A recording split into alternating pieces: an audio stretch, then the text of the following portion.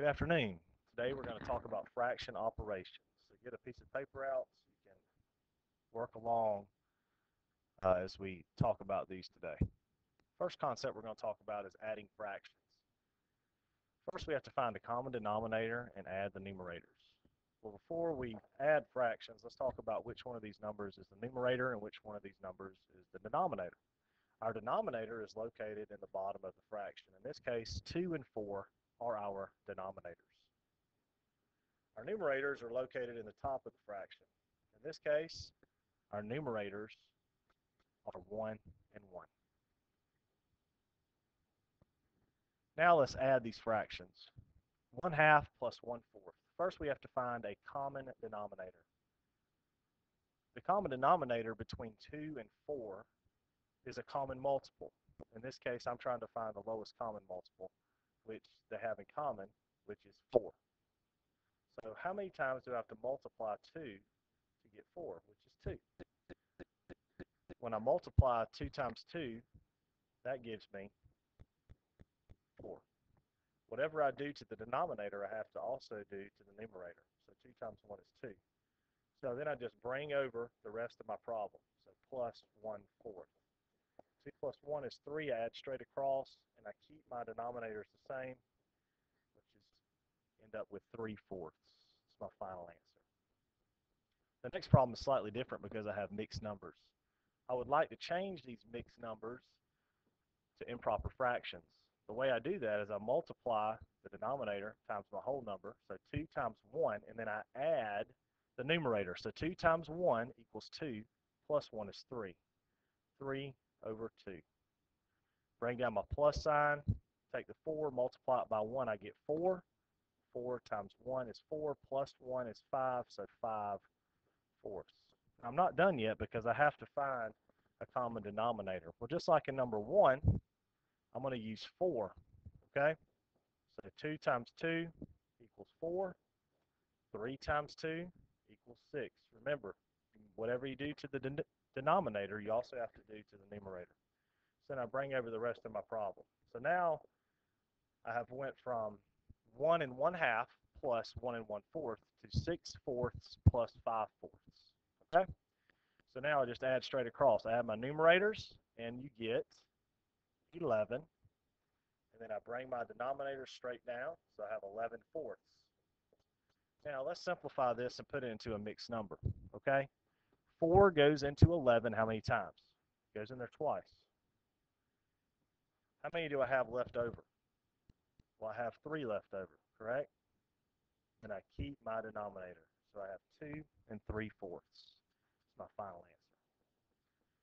All right, let's move into subtracting fractions. Okay, with subtracting fractions, it's the same as adding fractions, except there's a big word that's different, and it's subtract. Okay, so we still have to find our common denominators. So as I work these two problems, I would like for you to work them on your paper. First thing we need to do is find a common denominator here.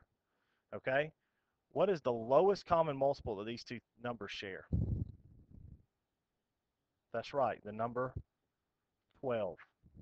Okay, they both share number 12. How many times do you have to multiply 4 by to get 12? You have to multiply it by 3. Okay, so whatever I do to the denominator also must do to the numerator. Okay, so 3 times 3 is 9. Now you subtract, bring down my subtraction sign. Then you ask yourself, how many times do I have to multiply 3 by to get 12? The answer is 4. So I also must multiply 2 by 4. So that's going to give me 8. So I subtract straight across. 9 minus 8 is 1. Okay, bring my denominators over. My final answer is 1/12. Okay, same thing here. 5/6 minus 3/4. Common denominator is going to be, does anybody know? That's right, 24. Okay, how many times did I multiply 6 to get 24? That's right, 4. So I have to multiply the 5 by the 4. So that's going to give me 20/24 minus 4 times 6 is 24. 6 times 3 is 18. Okay, so 20 minus 18 equals 2. Bring over my denominators. Now, am I done?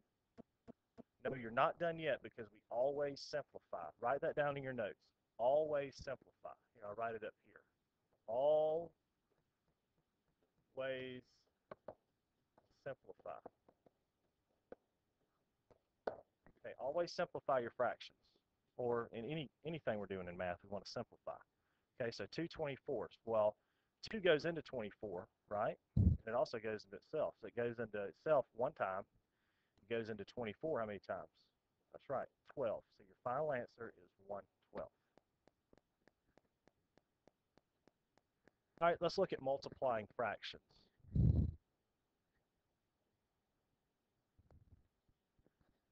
All right, our first problem is 2/3 times 2/6. Well, on the last slide, you noticed I put always simplify, right? Well, we do need to always simplify, so what can we simplify here? 2/6, right? You see 2/6? Okay, well, we have 2/3. I'm going to bring that down. Times 2 goes into itself one time, goes into 6 three times. So I simplified 2/6 to 1/3.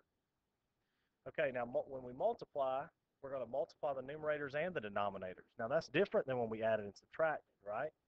Because when we added and subtracted, we just subtracted and added our numerators. Here we're multiplying, excuse me, we're going to multiply our numerators and denominators. So everyone circle that word and, okay? All right, so these are really easy. So 2 times 1 is 2, 3 times 3 is 9. So our final answer, 2/9.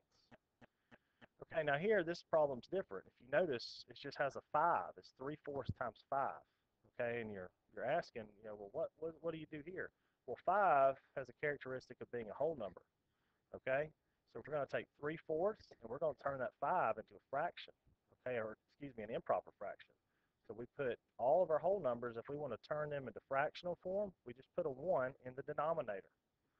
Okay, so 3 times 5 right up here. 3 times 5 is 15.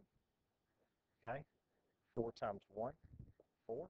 Okay, and we want to turn this into a mixed number. 4 goes into 15 3 times. How many are left over? Well, 4 times 3 is 12, so 3 are left over. And then bring down, keep my denominator. So 3 and 3/4. Very good. Okay, last but not least, dividing fractions. Okay, we're going to explore a concept called keep, change, flip. Keep, change, flip. Okay? Country folks call it the Kentucky chicken flip. So you can call it the Kentucky chicken flip or keep, change, flip. So what we're going to do is we're going to do exactly what it tells us to do. We're going to keep our first fraction. 3/4 is our first fraction. Okay? We're going to change our sign. Our sign right now is division. We're going to change that to multiplication. And then we're going to flip our, our second fraction. So 1/2 becomes 2/1. If you notice, I just flipped it. You notice that? Okay? So now I want to rewrite my new problem. So all of this has become different. Okay? So let's look. It went into the Kentucky chicken flip machine. Okay, and it comes out looking like this. 3/4 times 2/1. Okay? Now that 2/1, let's explore this right here. Okay? This is the reciprocal of 1/2. Okay? What we mean by reciprocal is when we put the denominator where the numerator is at, and the numerator is where the denominator is at. We just flipped it over. Okay? It's the reciprocal. All right? If I multiply 1/2 times 2/1, it cancels out. So that is known as the reciprocal. So now that I have my new problem written, 3/4 times 2/1, I'm just going to use my multiplication rules. Well, our multiplication rules, it says to multiply our numerators and denominators straight across. So 3 times 2, 6. 4 times 1 is 4. And we're not done because, remember a couple slides back, I'm sure a lot of you are saying this right now, we always simplify, right? All right, so we're always going to simplify. Well, what number goes into 6 and 4? That's right, a 2. Well, how many times does that 2 go into that 6? 3 times. How many times is that 2 go into that 4? Very good. 2 times. Okay? Now you can leave this as 3 over 2 or 3 halves, or we can transfer this and turn it into a mixed number. 2 goes into 3 how many times? That's right, 1 time. How many is left over? 1. And then our denominator stays the same. Okay? So I know this is a little messy, it's a little all over the place, but maybe you can follow, and if you have any questions, you can ask Coach Topping and Coach Rainey in class. Y'all have a great day. See you later.